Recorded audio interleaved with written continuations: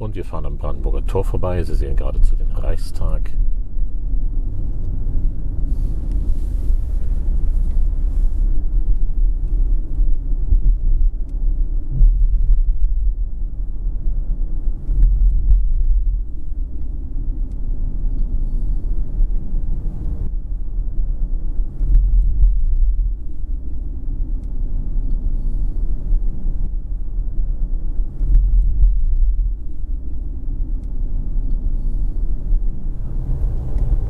Und auf der anderen Seite, jenseits der Spree, das Marie-Elisabeth Lüders Haus, in dem der Deutsche Bundestag unter anderem seine Bibliothek und sehr, sehr viele Sitzungsräume untergebracht hat.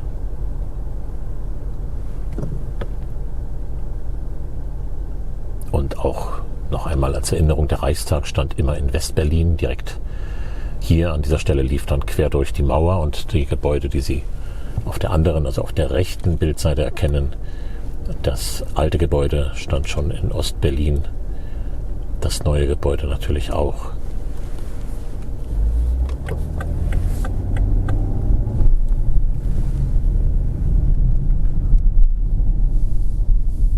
So, Weiterfahrt wieder in westlicher Richtung am Reichstag vorbei. Geradezu sehen Sie eventuell einen hellen Lichtpunkt, der fast wie ein UFO wirken mag. Das ist das Glockenspiel, das sogenannte Carillon, das hier in den 1980er Jahren aufgebaut wurde und das bis heute immer wieder zu kostenfreien Konzerten einlädt. Das Carillon, das also wie eine Orgel ganz ähnlich mit Händen und Füßen gespielt wird und eben jeweils Glocken anschlägt.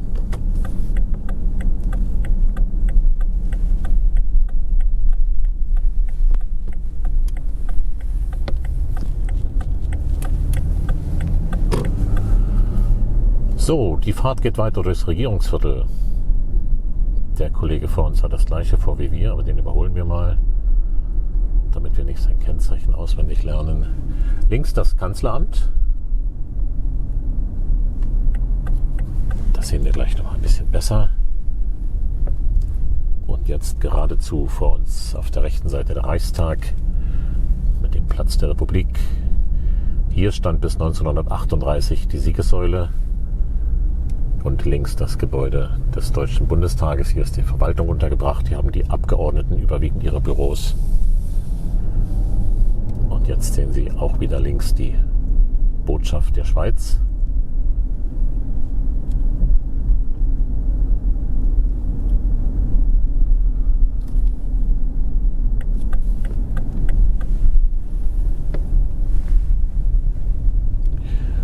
Und ich stelle fest, aufgrund mangelnder Aufträge, auch von Seiten der Politik, ich bin hier monatelang nicht durchgefahren, und hier haben sich inzwischen die Straßenzüge nicht nur verändert, sondern sie sind inzwischen auch so ausgebaut, dass das alles richtig gut und fertig wirkt.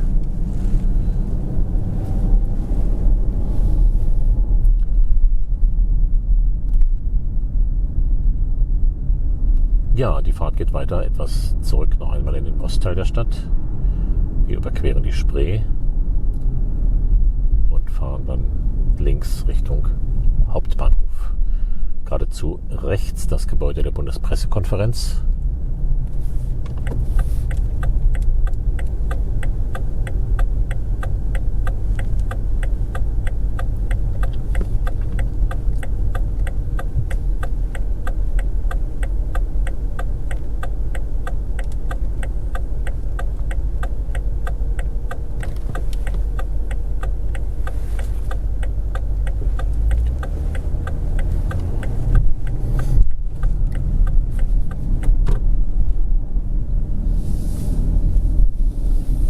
Und die Fahrt über das Kapelleufer entlang der Spree auf dem ehemaligen Mauerstreifen, geradezu das neu gebaute Gebäude einer großen Wirtschaftsprüfungsgesellschaft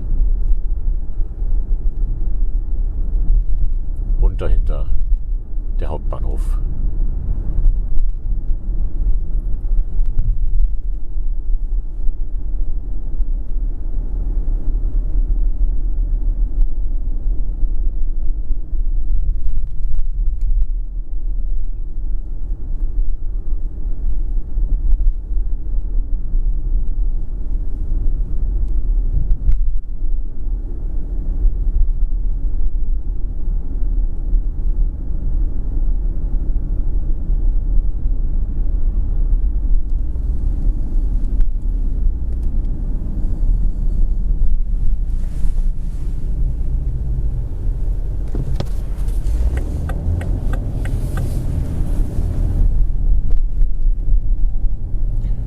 zu sehen, weil ganz einfach zu dunkel. Aber links befindet sich das neu gebaute Bundesinnenministerium.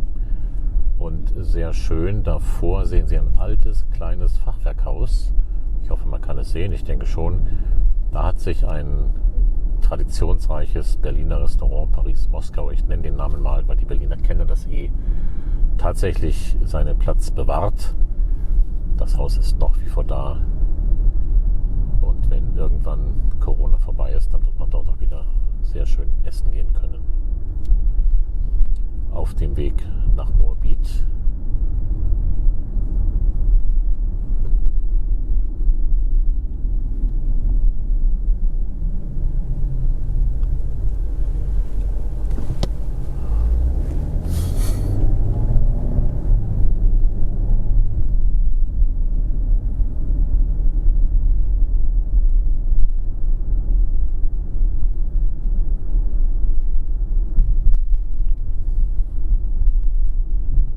Das Untersuchungsgefängnis Moabit.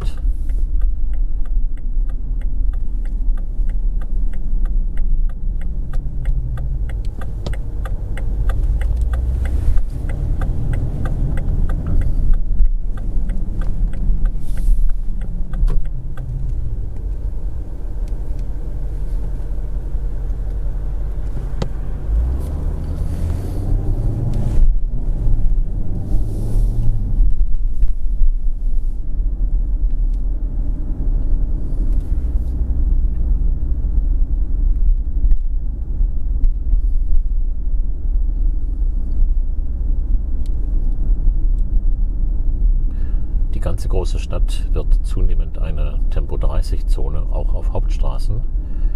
Das kommt uns jetzt natürlich zugute, weil wir hier völlig legal und entspannt relativ langsam fahren können.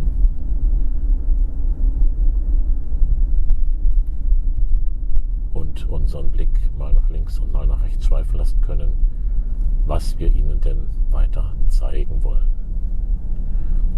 Geradezu wieder die Stadtbahn.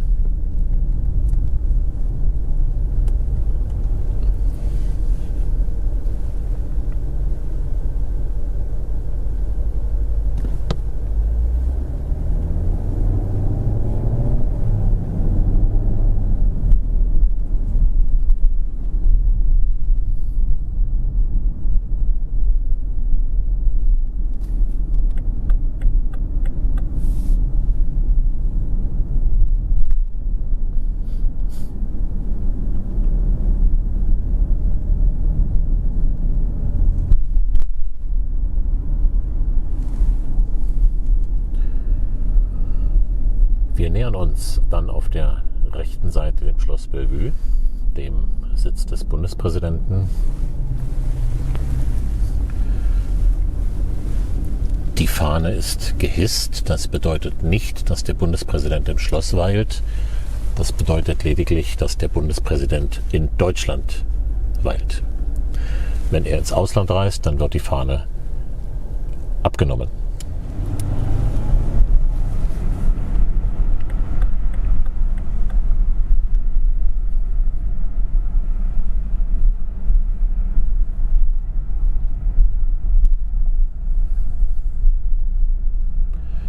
Ich wünsche mir in möglichst schneller Zeit dort wieder bei Beglaubigungen von Botschaftern dabei sein zu können. Corona-bedingt findet das Ganze momentan in einer sehr abgespeckten Form statt. Nicht mehr mit Limousinen, nicht mehr mit der Standarte des Bundespräsidenten, sondern mit Vans, also mit Kleinbussen, um möglichst viel Abstand zu haben, mit ganz, ganz wenig Begleitern. Das sind einfach Umstände, die wir zurzeit überstehen müssen.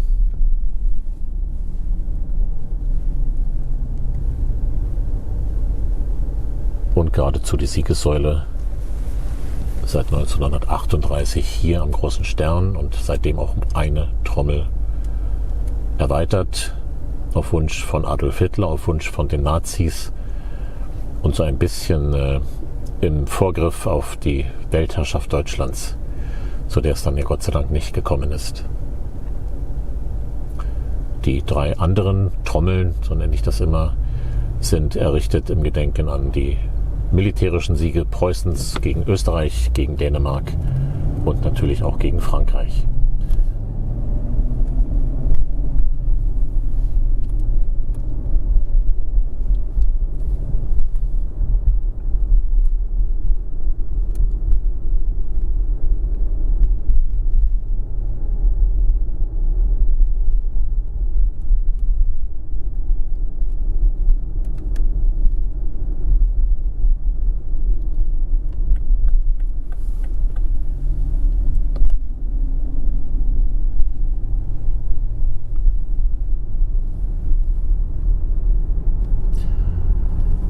Die Hofjägerallee, immer hell erleuchtet. Diese Lampen gibt es seit den 1980ern und ich erinnere mich gut, ich war damals ein Jugendlicher und als in Westberlin daran ging, diese Lampen hier zu installieren, da gab es eine monatelange Diskussion, ob man diese Lampen nun schön finde oder nicht. Fakt ist, sie stehen seit ungefähr 40 Jahren und sie machen zumindest ein helles und gutes Licht. Wir fahren an den nordischen Botschaften vorbei. Das sehen Sie auf der rechten Seite. Wir sind jetzt in der Klingelhöfer Straße.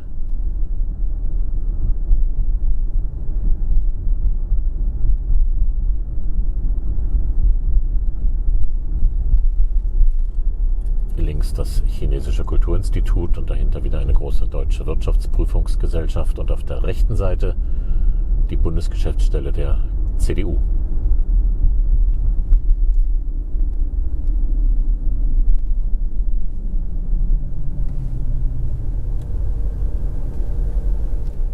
Wir sind auf dem Weg Richtung Kurfürstendamm, der ja traditionsgemäß immer sehr schön illuminiert ist. Wir werden sehen, wie das in diesem Jahr ist.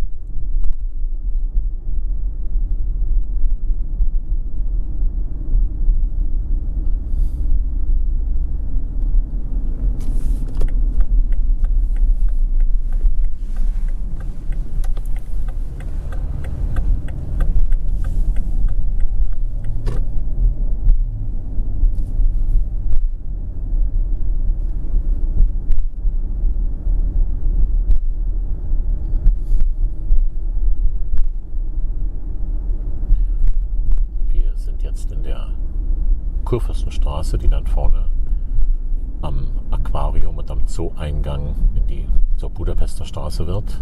Geradezu das Elefantentor, also der südliche Eingang des Zoologischen Gartens.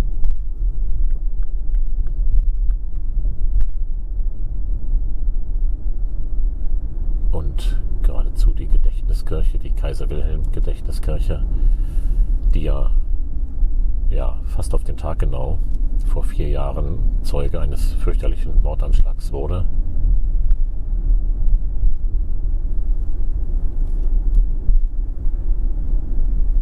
Und auch hier findet kein Weihnachtsmarkt statt. Erlauben Sie mir eine ganz persönliche Anmerkung. Ich denke, dieser Ort sollte als Weihnachtsmarkt auch, wie sagt man im Jargon, verbrannt sein. Aber das sehen die Verantwortlichen natürlich anders.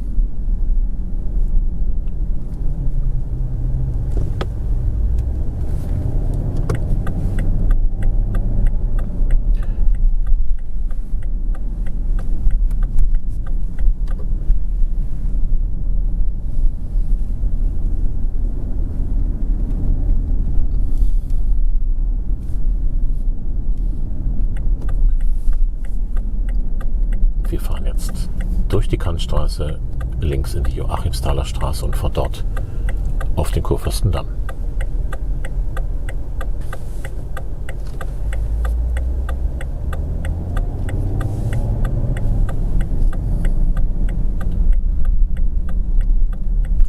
Das Kaufhaus, auf das wir gerade frontal zufahren und das so tot wirkt, weil es tot ist, das ist nämlich leer, begleitet mich eigentlich mein ganzes Leben. Ich bin hier groß geworden in dieser Gegend. Früher war es ein sogenanntes Bilka, ein Kaufhaus, in dem sie so ziemlich alles bekommen haben. Später dann oder zuletzt ein Karstadt Sport. Da es das nicht mehr ist, kann man es nennen. Es gibt hier in der Nähe 5-Sterne-Hotels, die in die Insolvenz gegangen sind. Und Die Atmosphäre, wenn Sie mich fragen, ist deshalb eine so merkwürdige, weil es sieht ja nach außen alles aus wie immer, aber es ist nicht wie immer.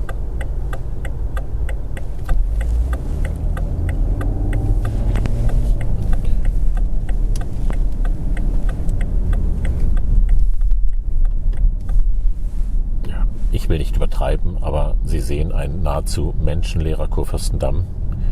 Es ist Samstagabend, es ist 21:58 Uhr, es sind plus 4 Grad, es ist trocken, es ist eigentlich schönes Wetter. Es ist keiner draußen. Wir sind auf der Höhe Kurfürstendamm-Schlüterstraße, also in dem, wie sagt man, edleren Teil des Kurfürstendamms. Natürlich sind die Geschäfte geschlossen. Das sorgt immer dafür, dass es dann leerer wird. Aber normalerweise flanieren die Berlinerinnen und Berliner hier, auch die Touristen. Natürlich sind normalerweise auch die Restaurants offen. Es ist Geisteratmosphäre.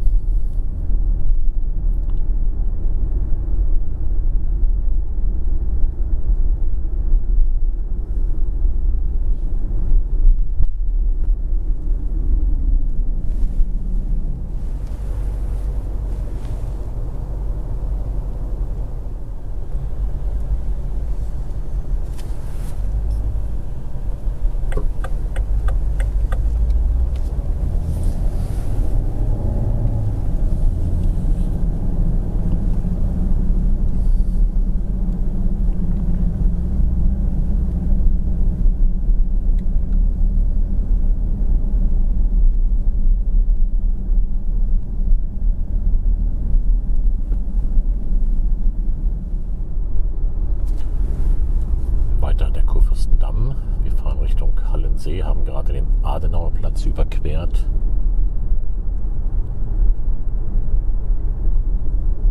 Auf der linken Seite die Schaubühne.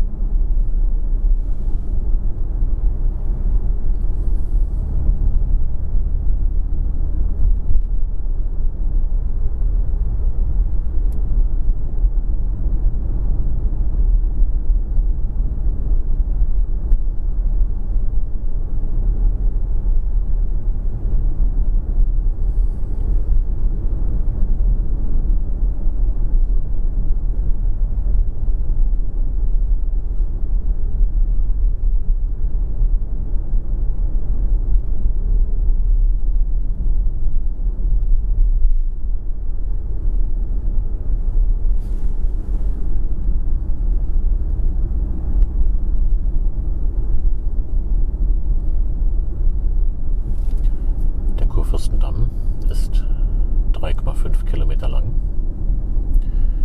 Und wenn wir die Strecke jetzt hier mit dem Fahrrad fahren würden, dann würden wir merken, er steigt auch an.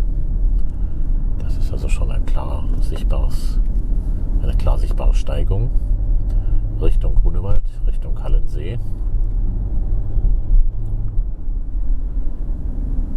Für die ganz Informierten, hier oben gab es ja bis Anfang der 1930er den berühmten Luna Park, einen Vergnügungspark, wie er damals vielleicht noch auf Coney Island von New York zu finden war, wurde dann geschlossen und abgerissen, weil er sich nicht rechnete.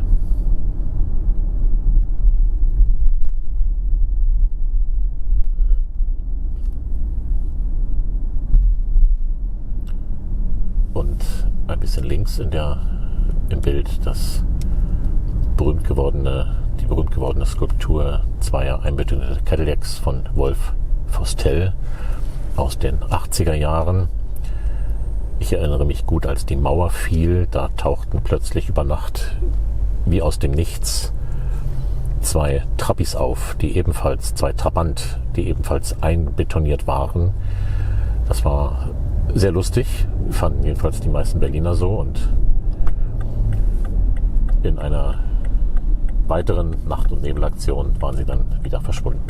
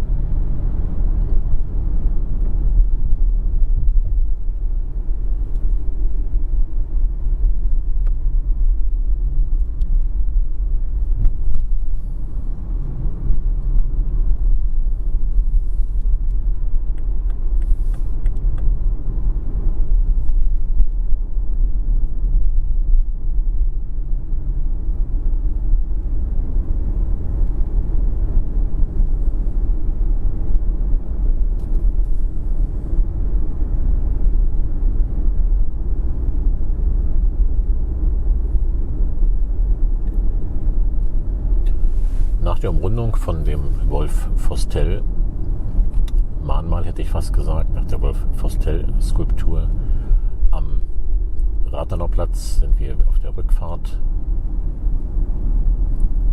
den Kurfürstendamm jetzt hinunter.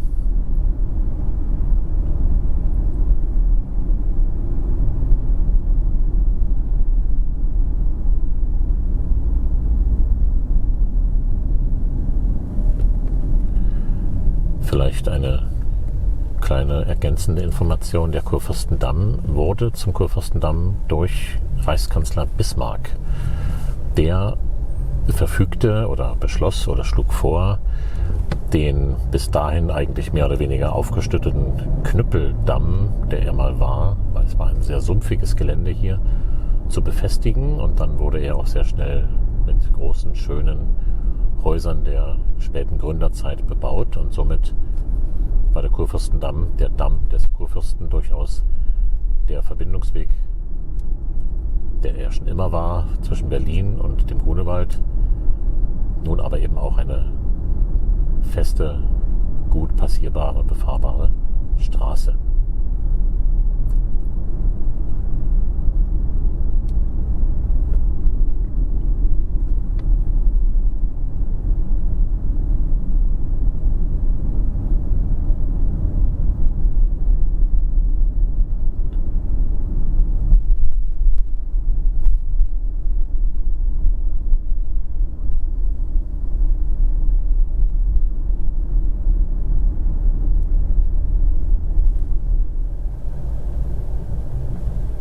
Das ist doch mal Style hier. Das wollte ich doch gerade sagen, ja.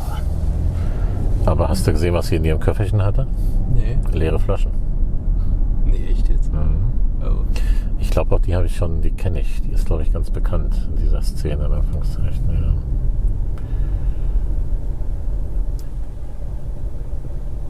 Wir fahren gerade vorbei, vor wenigen Tagen verstorben, Udo Walz. Ich bin sehr gespannt und würde mich sehr, sehr freuen, wenn seine Läden am Leben bleiben würden. Denn er war eine Institution und seine Läden sind es natürlich auch.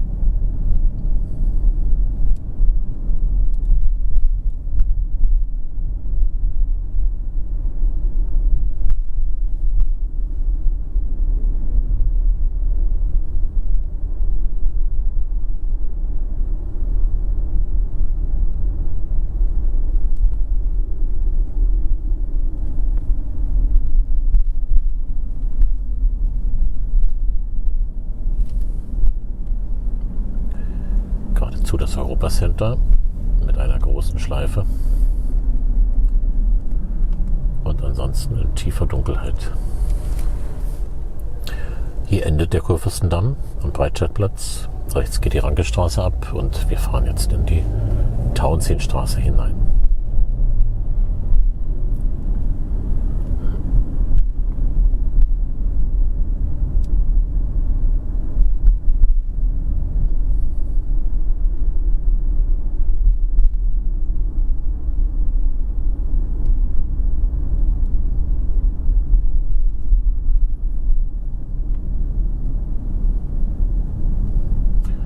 Die Tauentzienstraße ist ja der Beginn einer Kette von aneinandergereihten Straßenzügen, die alle Namen preußischer Militärs haben. Also angefangen mit dem Tauentzien, dann geht es weiter mit Kleist,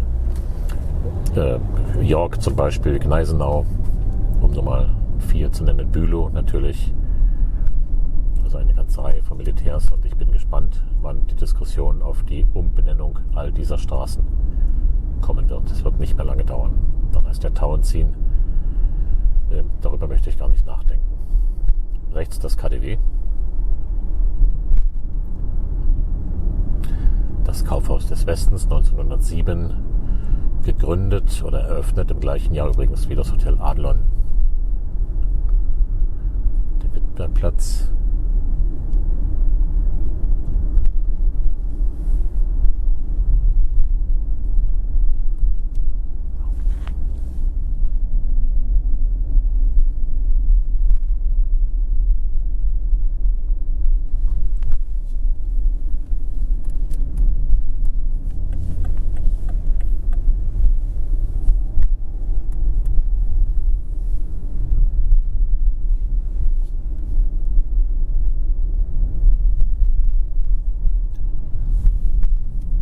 Ein Blick, der immer geht, liebe Zuschauer, ob im Winter oder im Sommer, Tag oder Nacht, der Blick von der Straße des 17. Junis in Richtung Osten auf das Brandenburger Tor, auf das dahinterliegende Rote Rathaus, auf den links oben herausragenden Fernsehturm. Wir fahren durch den Tiergarten.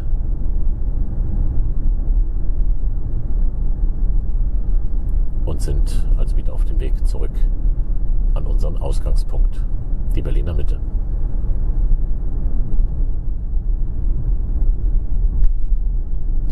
Das Brandenburger Tor, 1788 bis 92, in der Form gebaut, in der wir es heute erleben.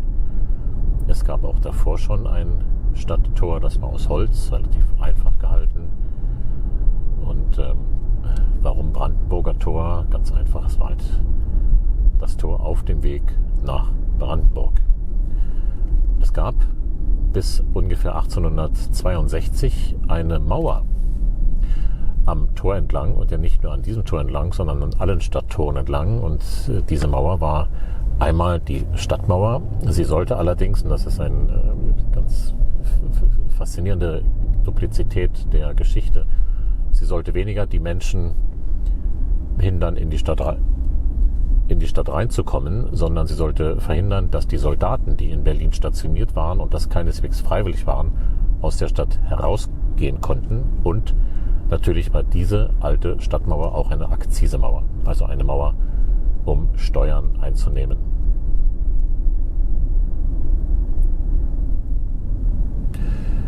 Ja, liebe Zuschauer, das soll es gewesen sein. Noch einmal, das war wirklich eine ganz spontane Idee, ziemlich ungeplant und auch ziemlich spontan gefahren. Ich hoffe, es hat Ihnen trotzdem ein bisschen Spaß gemacht, hat Sie aber auch ein klein wenig zum Nachdenken angeregt. Und vielleicht komme ich in absehbarer Zeit wieder bei Tageslicht, um Ihnen mal die Situation darzustellen, wie sie sich für ganz, ganz, ganz viele von uns, die wir selbstständig sind oder auch in kleinen Unternehmen arbeiten, völlig unabhängig von meiner Branche übrigens, wie sich die Situation zurzeit darstellt. Ich wünsche Ihnen einen schönen Abend, gute Zeit, bis bald.